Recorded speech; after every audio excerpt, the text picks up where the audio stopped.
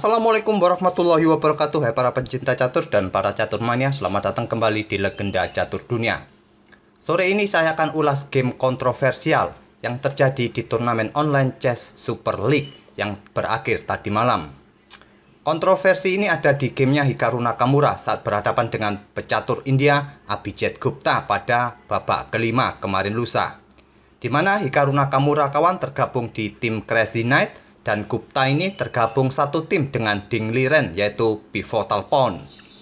Kontroversinya begini kawan, Hikaru Nakamura didiskualifikasi setelah memenangkan game ini karena dia saat pertandingan berlangsung ketahuan memainkan gadget atau HP dan dinyatakan kalah, walaupun sebetulnya Hikaru Nakamura memenangkan game melawan Abhijit Gupta ini. Dan selanjutnya tidak bermain di babak penutup, babak ke-6. Bagaimanakah detail gamenya antara Hikaru Nakamura versus Abhijit Gupta ini? Kita langsung saja ke atas papan. Nantinya di tengah permainan akan saya tunjukkan momen di mana Hikaru Nakamura memegang HP-nya saat bermain melawan Gupta ini. Pada babak kelima ini kawan, Hikaru Nakamura bermain dengan hitam, Abhijit Gupta bermain dengan putih, bermain dengan pion D4, Nakamura membalas kuda F6, pion C4, pion E6, dan kuda F3. Tidak bermain dengan kuda C3, nantinya mungkin dibalas oleh Hikaru Nakamura dengan permainan Nimzo Indian gajah G4. Di sini Nakamura melanjutkan dengan pion C5, dibalas pion D5 dan pion B5. Lanjut Nakamura. Nakamura bermain dengan Bloomfield counter gambit. Gambit ini mirip dengan Benko gambit yang ada dalam permainan Benoni defense. Apa sih kawan tujuan gambit atau Bloomfield gambit ini? Tujuannya adalah seperti ini apabila diterima oleh putih. Dengan langkah pion C pukul pion B5, nanti hitam akan membalas pion E pukul pion D5. Dan hitam mendapatkan kontrol petak pusat dengan dua pionnya di lajur C dan di lajur D. Atau variasi tradisional dengan langkah pion D pukul pion E6. Ini juga yang paling sering terjadi, akan dipukul balik dengan pion F. Selanjutnya pion C pukul pion B5. Hitam akan membalas dengan pion D5. Ini adalah variasi klasik. Dan tentu saja tujuannya sama kawan, ingin mendominasi petak pusat dengan pion-pionnya ini. Tapi di permainan aslinya kawan, saat Nakamura menawarkan gambit pion B5 ini, Gupta menolaknya dengan langkah gajah ke G5, bermain dengan variasi Chotimurski. Dan Nakamura melanjutkan dengan langkah pion E pukul pion D5, dipukul balik oleh pion C, sekarang pion D6. Hitam sekarang kawan mempunyai pion mayoritas di sayap menteri. Di sini 3 pion melawan 2 pion putih di lajur B dan di lajur A. Putih atau Gupta melanjutkan dengan pion E3 membuka diagonal petak terang menyerang pion yang ada di B5. Di backup oleh gajah di D7. Kuda C3 memberikan tekanan pion B5. Di backup oleh pion A6. Sekarang pion A4 menantang pion hitam. Tantangan diterima Nakamura. Tidak langsung dipukul balik oleh putih. Memainkan gajahnya ke E2. Mempersiapkan untuk rokade pendek mungkin. Nakamura mengembangkan gajah E7, putih rokade, dan Nakamura bermain dengan beteng naik ke A7, dibalas dengan pion E4, dan Nakamura melanjutkan rokade pendek di langkah ke-12-nya. Putih melanjutkan dengan pion H3 mengontrol petak G4, beteng bergeser ke B7 mengancam pion B2 dilindungi oleh menteri di D2, dan Nakamura melanjutkan gajah B5 menantang pertukaran gajah petak terang. Tantangan ditolak. Putih atau Gupta memainkan beteng F bergeser ke E1, kuda B berkembang ke D7 lanjut Nakamura, dan selanjutnya adalah gajah ke F4. Ini untuk mendapatkan kontrol di peta E5 ini agar kuda tidak bermanuver ke peta ini. Dan selanjutnya menteri bergeser ke B8, memberikan dukungan pada peta E5. Mungkin kuda nanti disiapkan untuk bermanuver ke peta E5, dibalas dengan langkah menteri C2.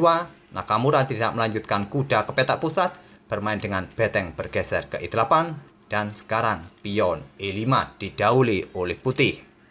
Tantangan pion pusat diterima oleh Nakamura, pion pukul pion mengancam gajah, dipukul balik oleh kuda putih, dan Nakamura tidak pukul balik kuda putih ini kawan, dia bermain dengan gajah D6. Kenapa hitam tidak melanjutkan kuda pukul kuda, padahal terlihat nantinya hitam bisa memenangkan satu perwira.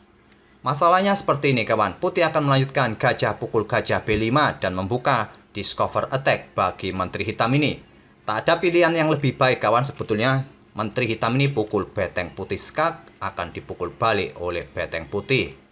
Dan pion pukul gajah. Tapi pertukaran menteri dengan dua perwira minor saya rasa kurang dengan komposisi seperti ini. Pastinya nanti hitam akan kewalahan meladeni permainan putih yang masih mempunyai menteri. Oleh karena itulah kawan, pada posisi ini Nakamura tidak melanjutkan pukul kuda putih menggunakan kuda. Dia terlebih dahulu memberikan tekanan dengan gajah D6. Sekarang kuda lompat ke C6, mengancam menteri hitam. Apabila hitam melanjutkan pukul kuda menggunakan gajah kawan, akan dipukul balik oleh pion menggarpu beteng serta kuda hitam. Mungkin beteng akan pukul pion di B2 mengancam menteri. Di sini mungkin akan terjadi pertukaran menteri terlebih dahulu, gajah pukul gajah kawan, beteng pukul menteri, gajah pukul menteri, kuda akan pukul balik gajah putih, dan pion C7 bisa dimainkan oleh putih. Dan di beberapa langkah berikutnya tentu keunggulan bagi putih. Putih akan semakin lebih baik. Mungkin karena itulah kawan, Nakamura tidak memilih pukul kuda putih ini. Dia hanya menggeser menterinya ke C7 menghindari serangan kuda, dan putih melanjutkan pertukaran gajah gelap dipukul balik oleh menteri hitam, dan putih melanjutkan pertukaran kali ini gajah petak terang dipukul balik oleh pion A. Bisa saja kawan, hitam pukul beteng putih terlebih dahulu dengan tempo skak. Setelah dipukul balik oleh beteng putih, pion bisa pukul gajah putih. Tapi di sini tadi kita lihat bahwa Nakamura terlebih dahulu pukul gajah putih dengan pion A. Beteng putih pukul beteng hitam skak dipukul balik oleh kuda hitam, dan menteri ke E2 mengancam kuda. Kuda lompat ke C7, beteng putih digeser ke E1, raja hitam bergeser ke F8. Dan seperti yang kalian lihat kawan, putih mempunyai monster kuda yang cukup kuat di petak C6 ini. Jangkauannya mengontrol petak-petak gelap, membatasi pergerakan perwira hitam di petak-petak gelap ini. Dan tentu saja putih sangat unggul di langkah ke-25 ini. Tapi sayangnya di langkah berikutnya ini, Gupta memilih langkah menteri ke E7. Langkah ini adalah langkah blunder yang membalikkan keadaan. Langkah terbaik bagi putih pada posisi ini adalah memainkan kuda ke E4 menyerang menteri. Apabila pion ini diambil oleh menteri hitam, kuda putih yang ada di lajur C bisa ke D8 menyerang beteng. Setelah beteng mundur ke B8, bisa dilanjut dengan beteng ke D1 menyerang menteri, dan di belakangnya ada kuda. Nanti setelah pukul kuda hitam ini, kudanya pun aman dari ancaman beteng hitam. Mungkin menteri hitam akan bergeser ke F5, tetap mengontrol petak D7, bisa diancam dengan pion G4. Setelah menteri mundur, barulah kuda hitam ini akan tewas oleh beteng putih. Atau pada posisi seperti ini tadi kawan, saat menteri hitam ini pukul pion yang ada di D5, kuda tidak perlu dipindah ke D8, putih bisa menyerang menteri dengan beteng D1. Apabila kuda putih ini diambil oleh menteri hitam, maka beteng bisa naik ke D6 dan menteri pun terjebak. Tapi sayangnya dalam posisi unggul di langkah ke-25 di posisi ini kawan, Gupta membuat langkah blunder menteri ke E7 skak. Dalam permainan catur kawan, dalam posisi unggul, kita disarankan sebisa mungkin tidak melakukan pertukaran menteri. Tapi inilah yang dilakukan oleh Gupta. Dan terjadi pertukaran menteri di sini kawan. Menteri pukul menteri dipukul balik oleh beteng putih. Dan tekanan dari putih ini bisa diredam oleh Hikaru Nakamura. Selanjutnya adalah kuda lompat ke E8. Untuk memberikan akses bagi betengnya untuk mengawal kuda di D7 ini. Di sini dibalas dengan langkah kuda ke E4. Beteng ke C7, kuda ke G5 memberikan pressure bagi pion yang ada di peta F7 serta pion yang ada di peta H7. Ancaman ini bisa diantisipasi oleh Hikaru Nakamura dengan langkah kuda ke F6.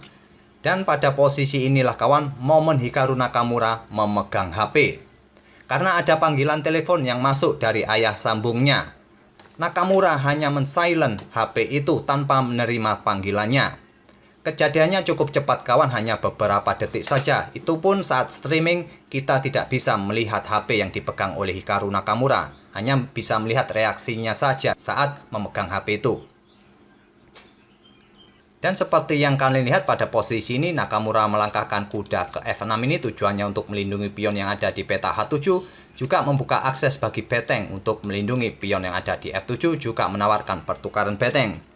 Tantangan pertukaran diterima, beteng pukul beteng dipukul balik oleh kuda hitam mengancam pion, pion didorong maju, kuda ke E6, dan kuda pukul kuda skak dipukul balik oleh pion F. Selanjutnya, putih memainkan kudanya ke E5, memberikan dukungan bagi pion untuk didorong maju ke depan. Nakamura mendorong pion maju ke C4, Raja putih ke F1, sekarang pion C3 mengorbankan pionnya kawan untuk membersihkan lajur B agar tidak ada pion putih dan pion pun bisa didorong maju ke depan. Tantangan diterima, pion B pukul pion C3, Nakamura mendorong pion A3, putih membalas dengan pion D7 dan raja ke E7, kuda ke C6 skak, raja pukul pion, kuda ke B4 untuk menghadang pergerakan pion hitam yang ingin maju satu petak. Nakamura membalas dengan langkah kuda D5 menawarkan pertukaran, tentu saja ditolak kawan. Jika kuda pukul kuda, pion A ini akan bebas melenggang dan promosi. Kuda putih ke A2, raja hitam maju ke D6, raja putih ke E2, raja hitam ke C5, dan raja putih ke D2, raja hitam ke C4, raja putih ke C2. Sekarang pion B4 menantang pion putih, tantangan ditolak. Putih memainkan kuda ke C1 dan Nakamura melanjutkan dengan pion B pukul pion C3. Pada posisi ini kawan di langkah ke-43, Gupta menyerah dan Hikaru Nakamura menang atas game ini. Setelah Hikaru Nakamura main di turnamen ini kawan, dia melanjutkan aktivitas streamingnya di channelnya, entah itu di Twitch atau di YouTube. Dan saat streaming itulah dia mendapatkan kabar bahwa dia didiskualifikasi karena aktivitas pegang HP-nya tadi di pertengahan permainan atau saat game berlangsung. Karena di aturan turnamen ini menyebutkan pemain tidak diperbolehkan untuk melakukan aktivitas dengan gadgetnya selama pertandingan berlangsung. Dan akhirnya juri atau wasit memutuskan Hikaru Nakamura pun dinyatakan didiskualifikasi dan dia dinyatakan kalah saat melawan Abhijit Gupta ini dan tidak melanjutkan pada babak terakhir, babak ke-6. Jadi pada babak ke-6 Hikaru Nakamura tidak main kawan. Dan apabila permainan ini dilanjutkan kawan dengan posisi terakhir seperti ini, ancamannya cukup jelas di langkah berikutnya. Kuda hitam ini akan melakukan skak setelah raja bergeser, pion ini akan didorong maju, dan nantinya kuda akan bermanuver ke petak D3 untuk memberikan ancaman bagi kuda putih dan salah satu pion hitam pun akan bisa promosi. Kita visualisasikan saja, anggap saja putih bermain dengan pion G4, selanjutnya adalah kuda B4 skak, raja bergeser, pion C2 skak, raja bergeser, sekarang kuda D3 menantang kuda putih. Kuda pukul kuda, dipukul balik oleh raja, dan pion ini pun bisa promosi. Itulah kawan cerita kontroversi dalam permainannya Hikaru Nakamura melawan pemain India Abhijit Gupta. Nakamura didiskualifikasi walaupun memenangkan permainan karena dia memegang HP saat pertandingan berlangsung. Semoga kejadian ini bisa memberikan kita pelajaran kawan. Sekalipun itu hanya mematikan HP agar tidak mengganggu jalannya permainan, tapi peraturan tetap peraturan kawan yang harus ditaati oleh pemain. Tidak boleh menempatkan gadget atau perangkat elektronik apapun di sekitar permainan. Dan kita akan bertemu di video-video berikutnya. Terima kasih. Wassalamualaikum warahmatullahi wabarakatuh.